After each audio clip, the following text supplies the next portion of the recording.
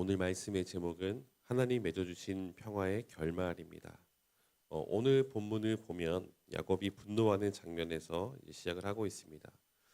그가 분노하고 있는 이유는 외삼촌 라반이 그를 지금 도둑 취급하고 있기 때문이죠. 라반이 애지중지하였던 이 드라빔을 라헬이 훔쳤고, 라반은 그 드라빔을 찾기 위해서 야곱의 모든 소유물들을 샅샅이 수색을 합니다.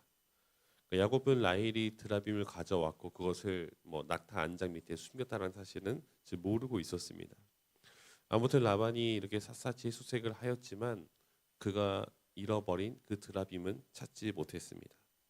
그러니까 심증은 분명히 있는데 이제 물증이 없으니 라반도 지금 꽤나 답답한 그런 상황일 것입니다. 그리고 이 조카 야곱에게 꽤나 민망한 상황이 지금 펼쳐지고 있죠. 이제 주도권은 라반이 아닌 이제 야곱에게 넘어갑니다. 야곱은 노하여 책망합니다. 야곱의 입장에서 보면 지금 모든 이 상황들, 지금 돌아가고 있는 상황들은 굉장히 불쾌하고 또 화내기에 충분합니다. 야곱은 라반의 밑에서 20년 동안 있었습니다. 41절에 보게 되면 이런 기록이 있죠. 야곱이 이렇게 말해요. 내가 외삼촌의 집에 있는 이 20년 동안 외삼촌의 두 딸을 위하여 14년, 외삼촌의 양떼를 위하여 6년을 외삼촌에게 봉사하였거니와. 그러니까 두 아내를 이제 얻는 그 과정 속에서 14년 동안 있었고, 또 외삼촌의 양떼를 위해서 6년, 합쳐서 20년 동안 이 라반의 밑에서 야곱이 지내왔습니다. 근데 말이 20년이지 이 38절부터 40절에 보게 되면 야곱이 어떻게 이르는지 그가 고백하는 장면이 있지 않습니까? 양들이 낙태하지 않았고 또 그 순양들, 그 외삼촌의 그 양떼들이 있는 그 순양을 잡아먹지 않았습니다. 때로 들짐승에게 이 양떼가 잡아먹히거나 혹은 도둑 맞은 것이 있으면은 그것을 그대로 또 보충해서 채우는 모습도 보였죠. 낮에는 더위야 밤에는 추위와 맞서 싸우며 정말 제대로 잠도 못 잔 그 20년의 세월을 보내왔다라고 고백합니다. 이렇게 밤낮으로 수고하였는데 라반이 그를 어떻게 대합니까? 무려 10번이나 그 품삯을 바꾸는 모습을 보였습니다. 그러니까 외삼촌, 다른 사람도 아닌 그 외삼촌이 그 조카에게 행한 일이 너무도 좀 악랄한 모습을 보이고 있죠. 아마 하나님의 도우심이 아니었다면 이제 이 야곱이 삼촌의 집을 떠났을 때 재산도 하나도 챙기지 못하고 빈털터리로 쫓겨났을지도 모릅니다. 즉 야곱과 이 라반의 관계는 외삼촌과 조카의 관계였지만 사실 가족이라기보다는 주인과 노예, 주인과 종의 모습으로 보는 것이 조금 더 맞을 것 같습니다. 하지만 20년 동안 야곱은 크게 불평하지 않고 그렇게 일을 했던 모습을 보이고 있죠. 하나님의 도우심으로 이제 고향 땅으로 돌아가는 이 여정 속에서 라반이 급히 추격해 와서 정말 왜 이렇게 야반도적이 도망가느냐, 또 내 물건을 왜 훔쳐가느냐, 이렇게 도둑으로 몰아가니 야곱의 입장에서는 굉장히 억울하고 또 화가 나지 않겠습니까? 20년간 쌓여왔던 그 울분이 지금 터져 나오고 있는 것입니다.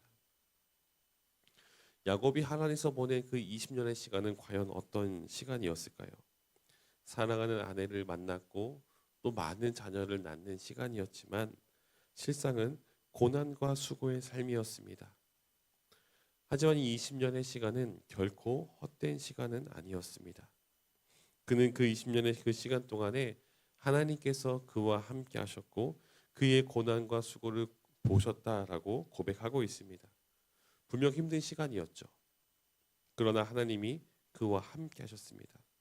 바꿔 생각하면은 그리스도인의 삶 속에서도 얼마든지 고난과 힘든 순간들이 찾아올 수 있습니다. 하지만 그 상황과 순간 속에서도 우리와 함께 하시는 그 하나님을 느끼고 경험하고 바라보시길 소망합니다. 고난의 순간 속에서도 하나님은 우리를 외면치 않으시고 우리를 내버려 두지 않으시고 우리와 함께 하십니다. 그리고 야곱은 그 20년의 시간 속에서 하나님만 바라보고 하나님의 도우심만을 구하고 그 자리에 주저앉아 있지는 않았습니다.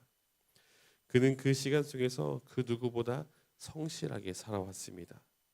만약 그가 일을 대충 했거나 다른 사람들이 보기에도 무언가 이 책 잡힐 만한 행동을 하였더라면, 불성실했더라면 오늘 본문에서 야곱이 라반에게 놓아여 책망했을 때 라반이 그 즉시 반박하지 않았겠습니까? 야곱은 묵묵히 그리고 충실히 자신이 해야 할 일들을 행했습니다. 이 모습은 이후에도 소개된 그의 아들 요셉에게서도 발견할 수 있는 그런 모습입니다. 사랑하는 성도 여러분, 하나님은 오늘 우리와 함께 하십니다. 그 어떠한 상황과 순간 속에서도 하나님은 늘 우리와 함께 하십니다. 그 하나님이 우리와 함께 하시기에 때로 힘들고 어려운 순간이 찾아온다 할지라도 우리는 우리가 해야 할 일들을 행하며 나아가야 합니다. 우리가 걸어가야 할 그 길을 오늘도 한 걸음 한 걸음 걸어가는 모습이 있어야 합니다. 이러한 모습이 오늘 우리 모두에게 있기를 간절히 소망합니다. 라반은 야곱에게서 아무런 흠을 찾을 수가 없었습니다. 명분은 야곱에게 있었고 더 이상 억지 부릴 수 없게 되었습니다. 이제 라반은 야곱에게 언약을 제안합니다. 돌을 가져다가 무더기를 쌓고 기둥을 세웁니다. 그리고 약속을 하죠. 어떤 약속을 합니까? 라반이 야곱에게 제안을 하는 겁니다. 레아와 라헬을 박대하지 말고 새로운 아내를 들이지 말고 또 기둥을 기준으로 서로의 영역을 침범하지 않는 그런 약속을 제안합니다. 이 제안은 완전한 그리고 화해가 아니죠. 서로의 영역을 침범하지 않는다면 건드리지 않겠다는 그런 불가침 협정을 맺고 있는 것입니다. 이는 라반이 할 수 있는 최선의 방법이었던 것 같아요. 나름의 자존심도 지키는 그런 선택이었던 것 같습니다. 야곱도 이 제안에 응하죠. 그리고 두 사람은 하나님 앞에서 맹세하고 이 언약을 체결합니다. 그럼 이제 어떻게 해야 될까요? 이제 서로의 영역으로 각자 갈 길로 가면 됩니다. 야곱은 고향 땅을 향해서 가면 되었었고 또 이 라반은 하란으로 돌아가면 됩니다. 그런데 54절을 보게 되면 야곱이 산에서 제사를 드리고 모든 사람들을 불러다가 식탁의 자리로 이끕니다. 그리고 이 교제로 이들은 하룻밤을 같이 보내고 다음 날 떠나게 되죠. 이 20년의 시간 속에서 야곱이라는 인물은 참 많이 변한 것 같습니다. 이전까지 그의 모습을 보면 남을 속임으로 철저하게 자기 자신을 위해서 살아가는 그런 이기적인 모습이 야곱의 모습이지 않습니까? 라반과의 언약을 체결하고 난 다음에도 충분히 이제는 더는 이제 볼 일이 없다라고 생각하고 고향을 향해서 바로 출발하는 것이 우리가 생각하던 이 야곱의 모습이지 않습니까? 더구나 라반은 어떤 사람입니까?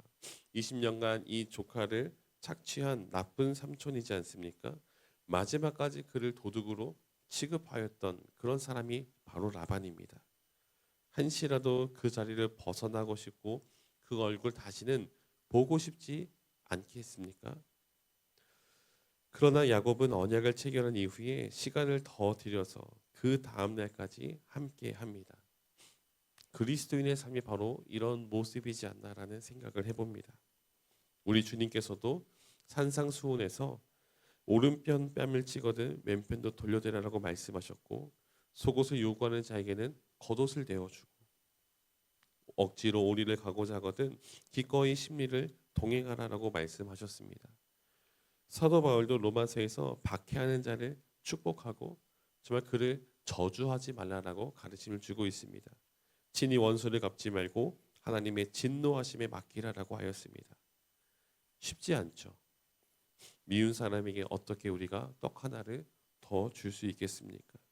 욕을 하고 침을 뱉지 않는 것만으로도 인성이 훌륭하다라는 평을 들을지 모릅니다. 그러나 우리 그리스도인들이 살아가야 될 삶의 모습은 오늘 야곱이 보인 모습처럼 화평을 이루는 모습을 보여야 한다라는 것이죠. 우리가 가는 곳곳마다 분쟁이 일어나고 정말로 서로 간의 관계가 끊어지는 것이 아니라 깨진 곳이 다시 붙고 정말로 그 끊어진 것이 다시 이어지는 진정한 화평이 우리가 가는 곳곳마다 그 자리마다 일어나야 한다라는 것입니다. 우리의 노력으로는 결코 할 수 없는 것이죠. 우리에게 주신 그 주님의 은혜로 우리와 함께 하시는 그 하나님의 그 마음이 일어날 때, 그 마음이 우리와 함께할 때에 우리가 가는 곳곳마다 이러한 화평의 자리가 계속해서 일어날 것입니다. 그렇게 오늘 이 말씀을 기억하면서 우리가 가는 곳곳마다 하나님의 사랑과 은혜가 흘러감으로 정말로 우리가 있는 그 모든 자리마다 다시 한 번 더 주님의 그 화평이, 주님의 평화가 임하는 그런 놀라운 일이 있기를 주님의 이름으로 간절히 축원드립니다.